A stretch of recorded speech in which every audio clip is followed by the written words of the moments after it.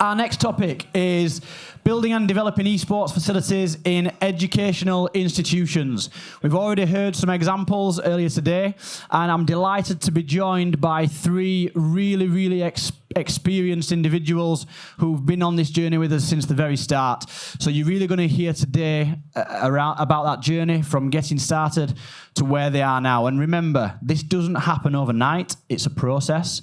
You may have to start small, as you've heard earlier, but hopefully on this panel, you'll start to get a little bit of an idea of where you can go. These three have definitely been there and got the t-shirt, and we're about to discuss those tools and resources that you need to get up and running.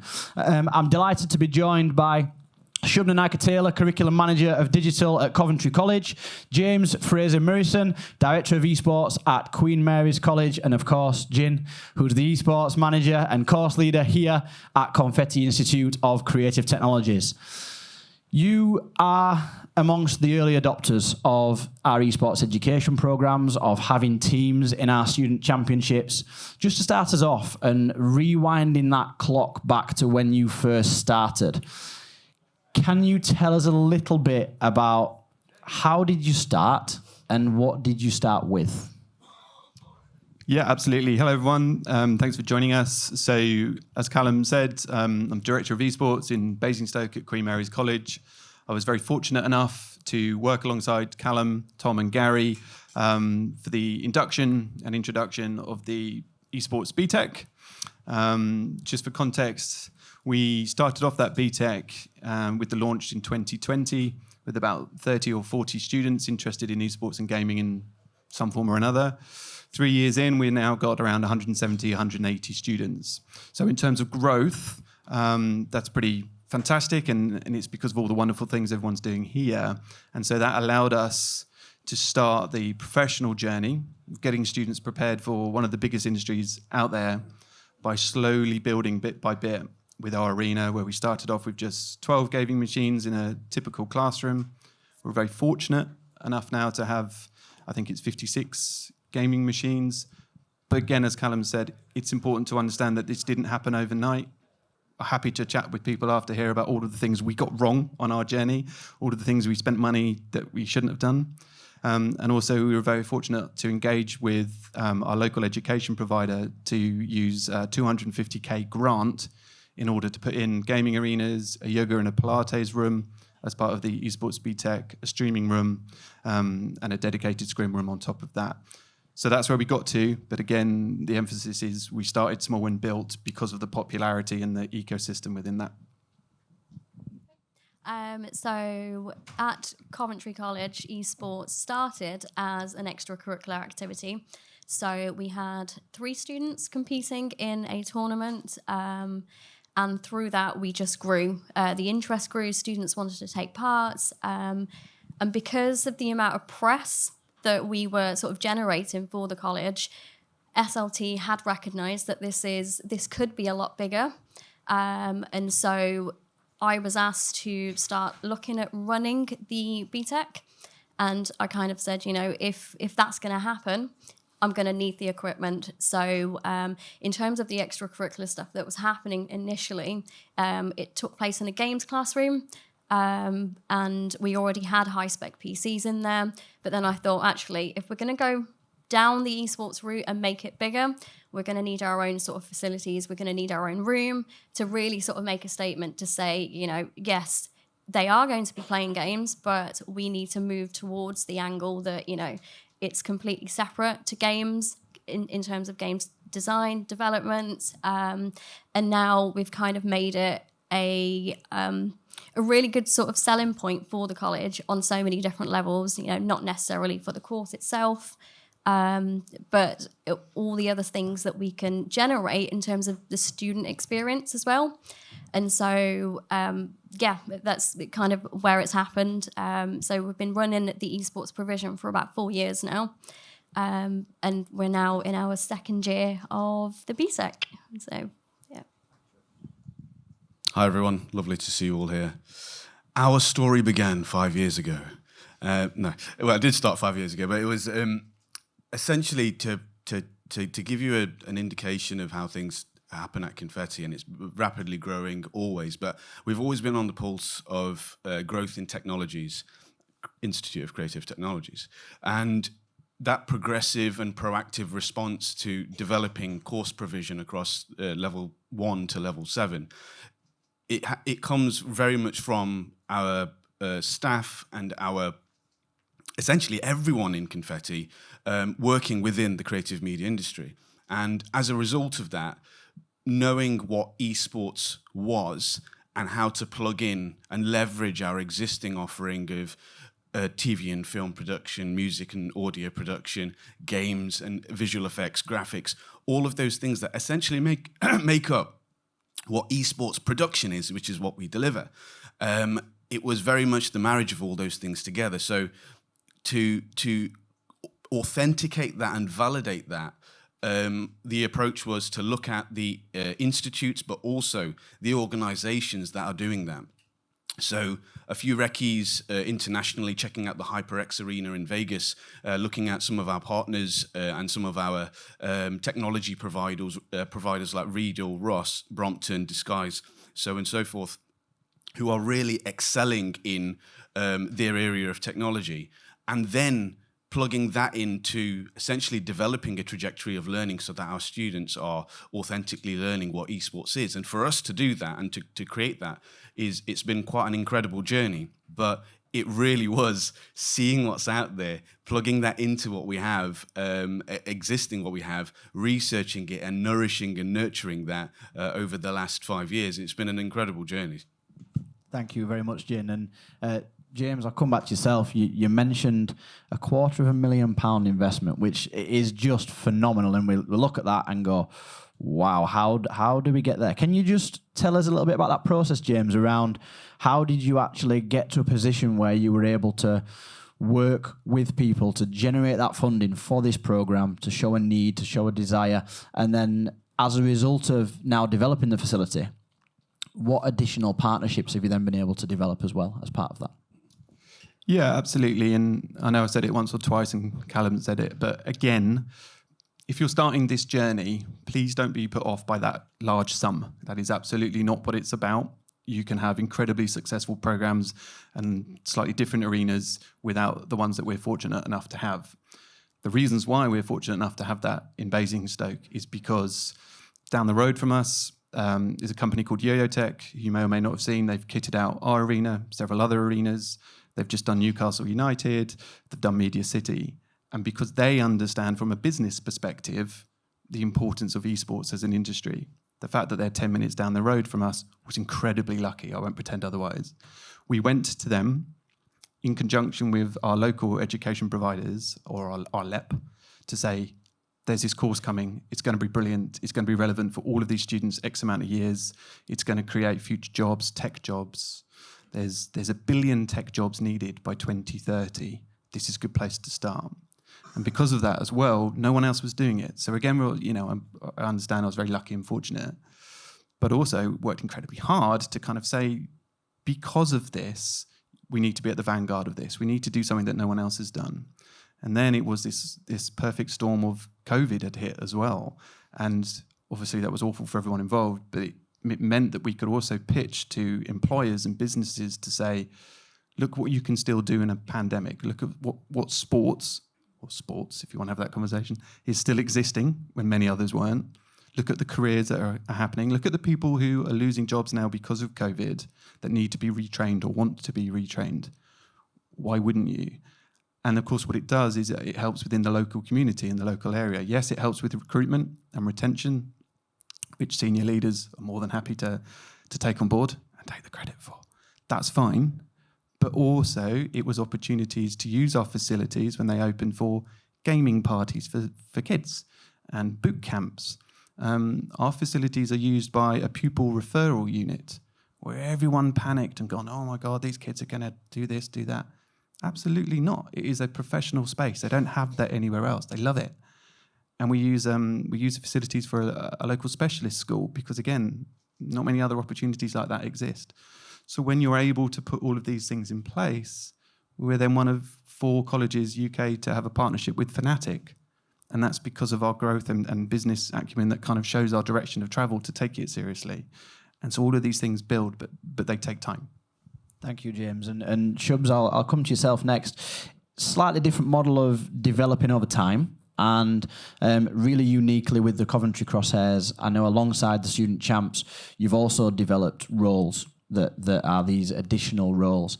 Can you tell us a little bit more about how your facilities have developed over time and what you've done to try and provide opportunities for students in those roles? Of course. For those of you that don't know, Coventry Crosshairs is the organisation that we run, esports organisation in the college. So as a result of that, we try to teach students about this is what esports is, these are the types of roles that you can undertake, and it's not just about playing those games. So in line with our facilities, we've got our esports suite. Right next to it, attached to it, we've got our streaming room, which contains the PCs that we use for broadcasting. So in line with the student champs, so every Wednesday we will live stream our matches. And it's a full production, so we usually have shoutcasters, we've got a stream manager, observers, and those are the roles that we can obviously get students to undertake as part of that. And it's really useful, and it's really sort of enriching for our students as well. And it helps that we have that opportunity to be able to do that, and it's through the funding that we have gained and the investment made by the college as well. That's only going to grow. Our main sort of mission, I suppose, but that is to develop the suite even more. We've got plans to have a green screen set up so that we can do post-matches interviews, that kind of stuff. So it's quite an exciting time for us. And that's kind of how we kind of explore those job roles for the students as well. Thank you. And I think that's key, is looking at what other people are doing and how do we learn, how can we adapt, and how can we do that over time. And Gin, just before I hand over to you, firstly, thank you again for hosting us here at Confetti. I'm sure everyone in attendance will agree that the facilities are absolutely amazing. If you think this is amazing, wait until we take you across to Confetti X this afternoon.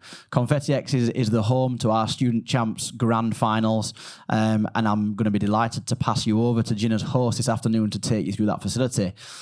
Gin, can you just tell us a little bit more about how you have arrived at such a phenomenal facility and what that then does for your students? Absolutely, yeah. Thank you very much. It's very, very humbling, and we're very proud to be able to host this event, and obviously with the champs. Essentially, mentioning some of the things that I've explained before, but less so from the tech perspective now, more so from the infrastructure of the university. Nottingham Trent being also a very progressive university and adopting our vision for developing these new course areas. So esports production, virtual production, content creation, all of the new cutting edge areas of learning. And for us to be able to put forward the proposal for, we are developing a course area in esports focusing on production, and here are the outcomes, here are the ways we can plug into the industry and providing opportunities for students, obviously at the heart of it, for them to plug into that industry directly. And when going through that design process, knowing in mind that it's not once you graduate, once you finish your degree, what's the job? It's throughout your learning experience over the 3 years, and if you start at the BTEC and go right the way through to the BSc and MSc, it's how can I get into different levels of employment throughout those years? So now linking to technology, what do you need to get your hands on to be able to do that?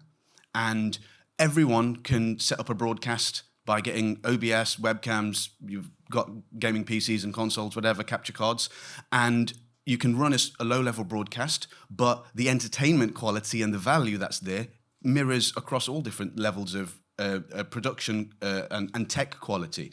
It's the value added when you start to elevate that. So beyond webcams, computers, OBS, it's then, okay, let's go to using vMix, and let's go to using different Blackmagic hardware. I'm definitely going to say hardware after saying Blackmagic. And then beyond that, it's what is at the absolute highest echelons of working in broadcast and broadcast production. So not just esports, it's outside of esports. how can those skills be transferable to the long-standing industries of working in sports broadcast, working in TV and news, in XYZ, so that the job prospects become even more real? And as a result of that, having a Ross broadcast infrastructure over in X, so what you would expect to see in different sports, in your football, your NBA, your cricket, all right, any of that, being able to plug into that industry and it being real, that's super important. And then the next tier of that is, what is the future of esports and esports production? So to just throw that out into the ether and not give a response would be immoral of me. But the idea of, from a production perspective, that's what we do, right? So the next tier is, how can we plug into virtual studio design, virtual production that you see in TV and broadcast, and obviously in movies, visual effects, so on and so forth, and embed that so it isn't just in the highest productions like Worlds for League of Legends. It's in grassroots esports as well. It's in mid-tier. It's in whatever tier you want to call it. You see it prominent. So that medium of entertainment is enriched by those emerging technologies. So us having virtual production stages and technologies, and using different software packages for camera tracking and motion capture and all of those things, that is essentially what essentially was on the shopping list for all the things that we need. And I've done a couple YouTube videos talking about transferable skills and how confetti is plugged into the esports industry, and it's the money spent and the money invested by the university graciously has really allowed us to cultivate amazing experiences for our students. And not lastly, but maybe starting to close on the point that I'm making, the course team, ensuring that the course team that is there is able to enrich each of those experiences. So we all know how hard it is to get all of the students to really believe and do it for real, but the point is that it has to be everybody involved that sings those praises and those opportunities and opens those doors. I'm very fortunate to have members of my team that have joined this and have provided external opportunities to work in the esports industry. Jacob is in the crowd now. He's provided so many different links and connections to work in production worldwide. So working in Abu Dhabi, working in Spain, working in Germany, working in Copenhagen, that's a dream. But the students are achieving that before they've graduated, and it's magic. You say do it for real. I think it's such an apt phrase, and that's vocational learning. That's what this is all about. We're not simply preparing students on these programs to recall information and recite it in a test. This is about providing programs and experiences for young people to equip them and give them that armory of skills and repertoire so they can move off into industry. And that's why the development of these spaces and facilities is increasingly important. But it's not all that simple. And I think we will all be very honest and say that in developing facilities ourselves, things go wrong. There are mistakes. There are lessons to be learned. So just on that, in terms of the challenges of developing the facilities and what you've all been through on your experiences, can you give us an example, an anecdote of a barrier or a hurdle or a challenge that you had to overcome, and how did you do that, James? Yeah, I mean, I could spend all day telling you things we got wrong. Still get wrong from time to time. What we found particularly useful, though, from the very beginning and throughout our journey is speak to the right people. That is also your students. They get it. They probably get it better than we do at times, obviously. Speak to the students, engage with SLT throughout, business partners as part of the LEP, because there's loads of relationships to gain from that. And someone very wise once said to me, always befriend the head of finance, always befriend the head of catering, and particularly befriend your head of IT, because the head of IT might be absolutely petrified if you suddenly say, here's my shopping list, here's what I need. We need to have a chat about Discord, and something else and something else and something else. Get them on board early doors, use the case studies from people in this room and the expertise that you can find elsewhere of why it's beneficial, why it's useful. And as I say, make sure you do the right thing, because when we started, and I'm fortunate that our arena's got its own dedicated line now, but when we didn't, every Wednesday I was very unpopular when I ground the entire college down to a halt. 2,000 kids couldn't do work because we were playing esports. Whoop, whoop. And also, I went one summer thinking thinking one thing to make these computers work, and I came back to find out that someone had procured 12 individual Wi-Fi towers that would go to my 12 gaming machines to make them run better, because they thought it would be cheaper than buying one switch for all the networks. It didn't go well. Anyway, thank you. Yeah, so I think like what you said about getting people on board. So initially, yes, we did have the go-ahead from SLT, from management, the whole college in terms of the important people that were going to make it happen were on board to support us. However, there's a lot of people that would need to be involved to make it happen. And so just, keep your communication lines open with the people that are going to allow that to happen. So I think that there was a lot of discussions with our technicians to sort of say, yes, we need Discord. Can we have this? And then we had to go down this whole safeguarding aspect as well. And it probably took about, I'd say, 6 months to about a year for us to have access. And we then had to come up with risk assessments to obviously get students to use Discord. I remember when we were competing and the only communication lines that we had during those matches was to use Teams, which did not work. It was horrible, and it was horrendous, And so when I'm trying to explain to say that Teams doesn't work in this context, can we please have something else? And yeah, risk assessment, I know it's terrible. And yeah, now we've got it, but we do have a whole social media policy to work with that. And yeah, I think that was probably the biggest challenges that we faced. Did you add the usage of MS Teams in your risk assessment? Amazing. Shout out to MS Teams. Yes, wood and metal was a challenge. Development was taking place through the pandemic, and that skewed a lot of timelines in development. So that was a thing. But outside of that, pandemic skewed lots of things, didn't it? But I think the key thing, and the key thing that I think would be of value in this context, is the amount of time that the core course team have to spend outside of our daily responsibilities in keeping our tools sharp to ensure that we're teaching relevant, up-to-date, and the technologies that are cutting edge, bleeding edge, something edge, so that it's the most authentic and the most useful and the most valuable lessons for the students. I think it's really, as short and sweet as that, it's a lot of time invested outside of the daily responsibilities to ensure that it is the best it can be. Thank you. And I think one thing for us all to hopefully take from that is these are the pioneers. You've got absolute trailblazers here who've been who are exceeding all expectations, but it's all right to make mistakes. It's okay to get things wrong. There will be hurdles. There will be barriers. We're all examples of that. Anybody else in the room who's been delivering these programs will tell you exactly the same thing. And we're all on that journey together. And I think that's one thing that's really amazing about this community and esports education as a whole is we all want to help one another. So please, again, speak to people that have been there and done it. Speak to other centres. Get in touch with other colleges. We all want to help one another. So that I think is a really important message. So if you sat there and you're thinking about this for the first time, don't be scared. Don't be afraid. You might have to go out your comfort zone a little bit and learn a few new skills, as everyone's identified today. But please connect with the people who've been there and done it, and you'll be received with open arms. Just before we finish then,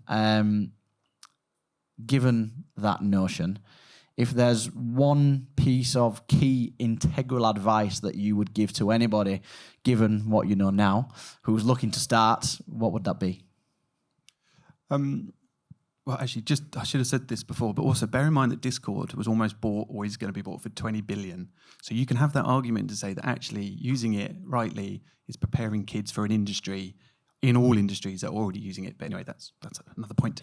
Advice about getting started, I think Kalam and I have done this a few times on our sort of online roadshows already, but sort of nail your elevator pitch so you can cross-reference the rationale and the purpose for your stakeholders, your local businesses, your the governance, and more importantly, the students, because that industry is huge. Our job is to prepare them for that. So nail that, and I think you'll be away.